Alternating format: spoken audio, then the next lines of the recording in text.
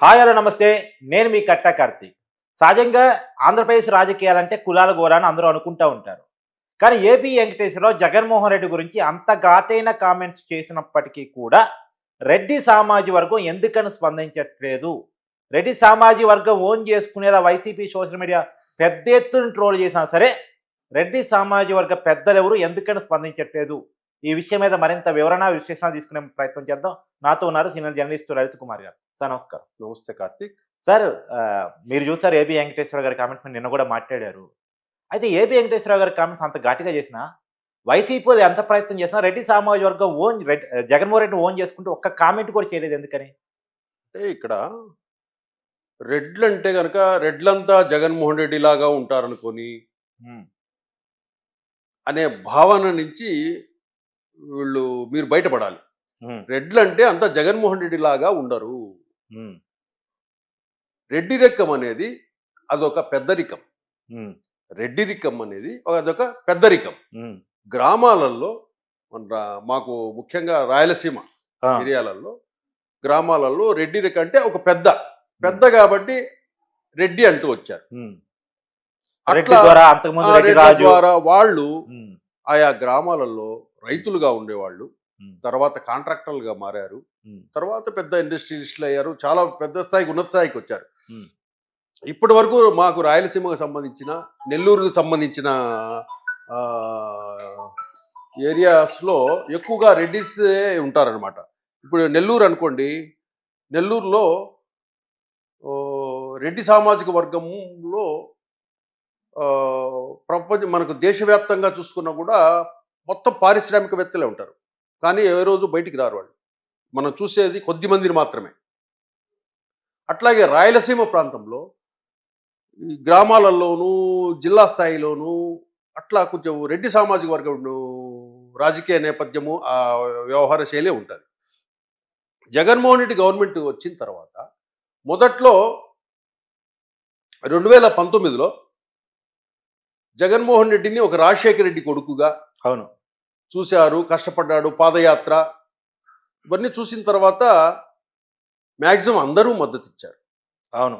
అందరూ మద్దతు ఇచ్చారు. అట్లాగే ప్రజలు కూడా ఒకసారి చూద్దాం జగన్మోహన్ రెడ్డి అని మద్దతు ఇచ్చారు. గెలిచాడు. 151 సీట్ అంటే కనుక ఆశ్చర్యపోయే రిజల్ట్స్ అది. ఇచ్చిన తర్వాత ఒక సంవత్సరము 2 సంవత్సరాల పరిపాలన చూస్తూనే జగన్మోహన్ రెడ్డిది, అతని వ్యవహార శైలి చూస్తూనే మొదటగా దాన్ని విమర్శించింది రెడ్డి సామాజిక వర్గమే. హ్మ్. ఏమని విమర్శించారు అప్పట్లో? హ్మ్. ఏంది పరిపాలన, ఏంది ఇట్లా చేస్తున్నాడు, కలుద్దామంటే కలవడం లేదు, హ్మ్. అధికారం లేనప్పుడు హ్మ్. ఈ లోటస్ పాండుకు పోతే ఎప్పుడు కలిసేవాడు, అన్న అక్క అమ్మ అనేవాడు, అన్న బాగున్నారన్నా, ఇది బాగున్నారన్నా అని చెప్పి పొట్టల మీద కొట్టేవాడు, హ్మ్. భుజాల మీద చరిచేవాడు. హ్మ్. ఇంత ఆప్యాయంగా, అంత క్లోజ్గా, సన్నిహితంగా మెలిగిన వాడు ఒక్కసారి సీఎం అయితానే హ్మ్. ఎవరికి అందుబాటులో లేకుండా పోయాడు. హ్మ్. ఈ మాట ఎవరున్నారంటే షర్మిల హస్బెండ్, బ్రదర్ అనిల్ గారు అవును. ఒక ఇంటర్వ్యూలో స్వయంగా బావ గూడా అవుతారు. అవుతారు ఆయన. ఆయన ఏమనంటే, గెలవక ముందంతా ఒక రాగున్నారు, ఆ! గెలిచిన తర్వాత ఇమ్మీడియట్గా మారిపోయారట. మరోలా ఉన్నారు. అవును. హ్మ్.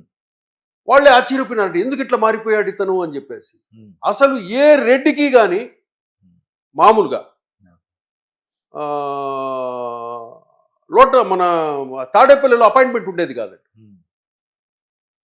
జగన్మోహన్ రెడ్డి వల్ల ఎవరో రెడ్డి సామాజిక వర్గం అంతా బాగుపడిపోయింది ఏదో అని అనుకుంటారు, కానీ రెడ్డి సామాజిక వర్గం ఏమీ బాగుపడలేదు, నష్టపోయింది. అవును.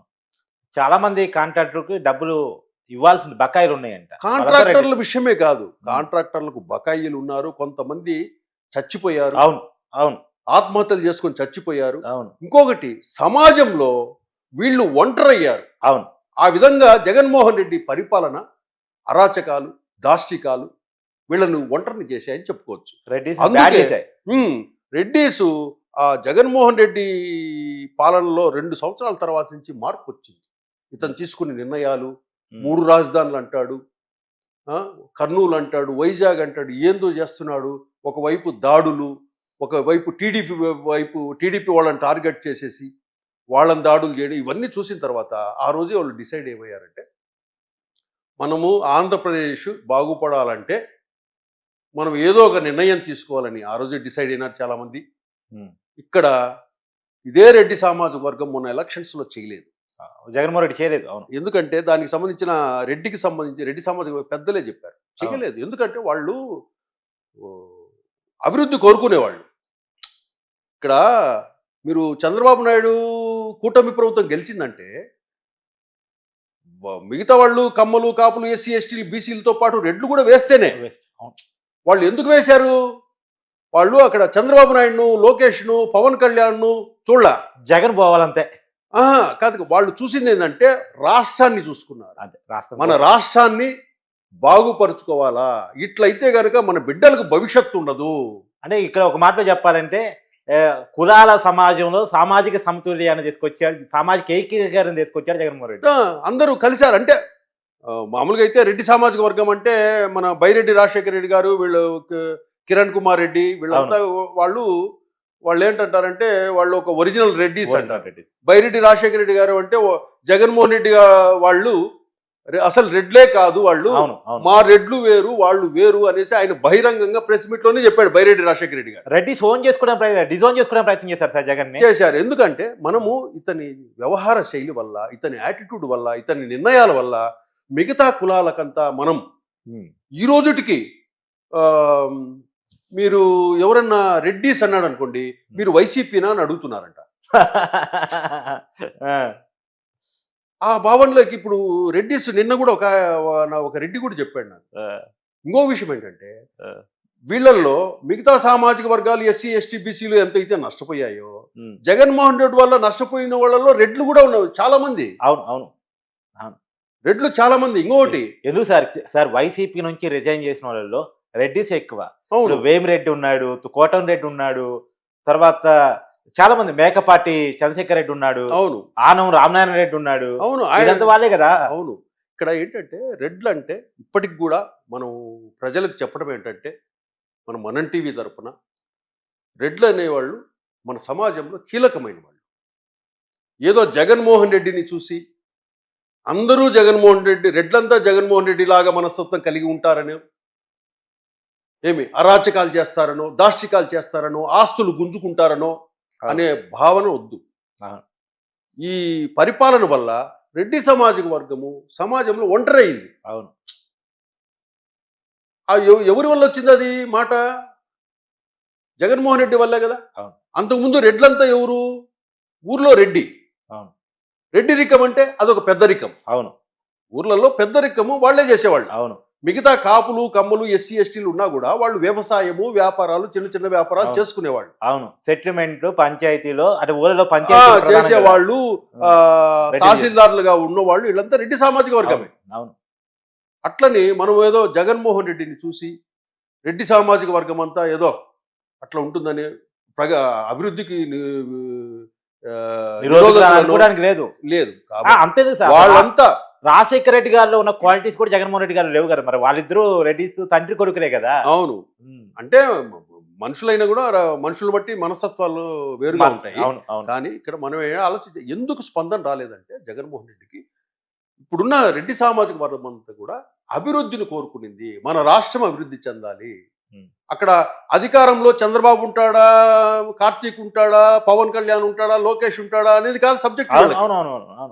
మన రాష్ట్రాన్ని చక్కగా పరిపాలించే వాళ్ళు కావాలి, అది ఎవరైనా గాని అవును అనే ఉద్దేశంతో వీళ్ళంతా కలిసి కూటమికి ఓట్లు వేశారు. అదే. కాబట్టి ఈరోజు ఎమ్మెల్యేలు ఎంతమంది అండి టీడీపీలో నుంచి ఉన్నవాళ్ళు? ఈరోజు మంత్రులు కానివ్వండి, అవును, ఈరోజు మంత్రులు కానివ్వండి, ఎమ్మెల్యేలుగా గెలిచిన వాళ్ళు కానివ్వండి, ఎంపీలు కానివ్వండి, రెడ్డి సామాజిక వర్గాన్ని గెలిపించారు సమాజం అంతా. అవును. కాబట్టి సమాజంలో కూడా మిగతా సమాజం కూడా రెడ్లు అంటే ఏదో జగన్మోహన్ రెడ్డి వర్గమనో జగన్మోహన్ రెడ్లను అనుకోవద్దు. ఇంకో మాట కూడా చెప్తాను సార్. అసలు అంటే ఒక రెడ్డి జగన్మోహన్ రెడ్డి గురించి చెప్పిన మాట, జగన్మోహన్ రెడ్డి అంటే ప్రాణం ఇచ్చాడు అనుకున్నటువంటి కోటమిరెడ్డి సీతారెడ్డి జగన్మోహన్ రెడ్డి గురించి చెప్పిన మాట ఏంటంటే ఒకప్పుడు చరిత్రలో తుగ్గులకు అనేవాడు ఉంటాడని చదువుకున్నంత తప్ప చూడలేదు, కానీ ఇప్పుడు చూసి వచ్చింది అన్నాడు. మనము కొన్ని నిర్ణయాల వల్ల ఇటువంటి పేర్లు వస్తాయి. అవును. అది మీరు చేసినా నేను చేసినా అవును సమాజం ఆమోదించే విధంగా మన నిర్ణయాలు ఉండాలి. అవును. ప్రజలలో మనం ఒక నిర్ణయం తీసుకున్నామంటే కనీసం 70-80% ఆమోదం తెలిపే నిర్ణయాలు మనం తీసుకుంటే మిగతా 20% విమర్శలు కొట్టుకొని వెళ్ళిపోతాయి. అవును అవును అవును అవును అవి కోటమిరెడ్డి శ్రీధర్ రెడ్డి అన్న మాటల్లో ఆ విధానాలు, ఆ మెంటాలిటీ, అవును ఆ యాటిట్యూడు, ఆ కలగోలుపుతనం ఈరోజు చంద్రబాబు నాయుడు, లోకేష్, పవన్ కళ్యాణ్ గారు ఉన్నారు.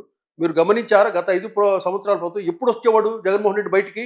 అవును ఎప్పుడో హెలికాప్టర్ లేకపోతే బయటకు వచ్చేవాడు. అవును అవును అవును అవును జగన్మోహన్ రెడ్డి బయటకు వస్తున్నాడంటే ఊర్లలో రోడ్ల మీద చెట్లన్నీ కొట్టేసేవాళ్ళు, విషయం ఏంటంటే పరదాలు కట్టేవాళ్ళు, పైన ఆకాశాలు వస్తుంటే కింద ట్రాఫిక్ జామ్ చేసేవాళ్ళు, ట్రాఫిక్ ఆపేవాళ్ళు. ట్రాఫిక్ జామ్ చేసిన సందర్భాలు ఇవన్నీ చూసి జనాలకు ఏమిరా ఇంత విచ్చలవిడితనమా అనేసి అనుకున్నారు. ఇదే మనం ప్రభుత్వం మారింది. చంద్రబాబు నాయుడు, లోకేష్ కానీ, పవన్ కళ్యాణ్ గారు కానీ, అండ్ బీజేపీ వాళ్ళు కానీ ఎవరు కూడా డైరెక్ట్ ప్రజలు కలుస్తారు. ప్రజల్లో డైరెక్ట్ గా ప్రజలతో ఇంటరాక్ట్ అవుతున్నారు కదా. టీడీపీ పార్టీ ఆఫీసులో దర్బార్లు పెడుతున్నారు, అవును మన జనసేన ఆఫీసులో దర్బార్లు పెడుతున్నారు. అవును అవును అసలు మీ సమస్యలు ఏంటి? డైరెక్ట్ గా మధ్యలో ఎవరు లేకుండా అవును లోకేష్ పవన్ కళ్యాణ్ కలుస్తున్నాడు డైరెక్ట్ గా కలిసేసి వాళ్ళకి ఏం ప్రాబ్లం జరుగుతుంది అని చెప్పేసి వర్క్ చేస్తున్నారు. అవును అది కోరుకున్నారు. అవును కాబట్టి ఈ రోజు ఏబి వెంకటేశ్వరరావు గారు, జగన్మోహన్ రెడ్డి లాంటి వ్యక్తి, ఇక్కడ ఆయన అన్నమాట ఏంటంటే జగన్మోహన్ రెడ్డి రెడ్డే, కమ్మ, కాప, మాల, మాదిగా అని అనలా ఆయన. కులంతో అలాంటి వ్యక్తి, అలాంటి మనసత్వం ఉన్న వ్యక్తి, మనస్తత్వం ఉన్న వ్యక్తి ఆ సీట్లోకి రాకూడదు. ఆ సీట్లోకి రావాలంటే ఉన్నతమైన ఆలోచనలు కలిగిన వాడు కావాలి, రాష్ట్రం అంటే ప్రేమ ఉన్నవాడు కావాలి, దేశం అంటే ప్రేమ ఉన్నవాడు కావాలి. అటువంటి వాళ్ళు రాష్ట్ర ప్రగతిని కోరుకునే వాళ్ళు కావాలి. అటువంటి వాళ్ళు ఆ సీఎం సీట్లోకి వస్తే బాగుంటుంది. జగన్మోహన్ రెడ్డి లాంటి వాళ్ళు మళ్ళీ మనం రాకుండా అడ్డుకోవాలి. మనమంతా ఐక్యమత్యం కావాలి. అంటే కమ్మ సామాజిక వర్గమే కాదు, అవును మిగతా అన్ని సామాజిక వర్గాలు, అదే మిగతా అన్ని సామాజిక వర్గాలు అలాంటి వ్యక్తులను మనం సీఎం చేసుకోకూడదు, నష్టపోతాము అనే ఉద్దేశంతో ఏబి వెంకటేశ్వర గారు చెప్పారు. కాబట్టి మనం ఇక్కడ రెడ్లను, కమ్మలను, కాపులను వేరుగా కాకుండా అందరూ కలిసి చేస్తేనే ఈరోజు కూటమి గవర్నమెంట్ ఏర్పడింది. అట్లని మనము రెడ్లను ఇంకొకరిని వేరుగా చూడకూడదు. జగన్మోహన్ రెడ్డిని చూసి రెడ్లంతా ఇలాగే ఉంటారనో ఇంకొకటనో అది రాంగ్ ఇన్ఫర్మేషన్. అది రెడ్లల్లో కూడా ఉన్నతమైన ఆలోచన కలిగిన వాళ్ళు, మంచి వాళ్ళు, చాలా గొప్ప వాళ్ళు ఉన్నారు, కష్టపడే వాళ్ళు ఉన్నారు, కాంట్రాక్టర్లు ఎంతో మంది ఉన్నారు. వాళ్ళంతా డెవలప్మెంట్ కోరుకుంటారు. డెవలప్మెంట్ ఉంటేనే అందరూ బతకగలుగుతారు కదా. కాబట్టి మనం ఆ విధంగా జగన్మోహన్ రెడ్డికి రెడ్ల నుంచి స్పందన రాలే. ఎందుకంటే ఏబి వెంకటేశ్వరరావు కరెక్టే అన్నాడు అన్నమాట. వాళ్ళ నుంచి స్పందన లేదంటే అర్థం ఏంటి? అంతేగా, మౌనం అర్ధాంగీకారం అంటారు కదా, అంతే. అందుకు వాళ్ళు పెద్దగా పట్టించుకోలేదు రెడ్డి సామాజిక వర్గం. థ్యాంక్ యూ థ్యాంక్ యూ గారు.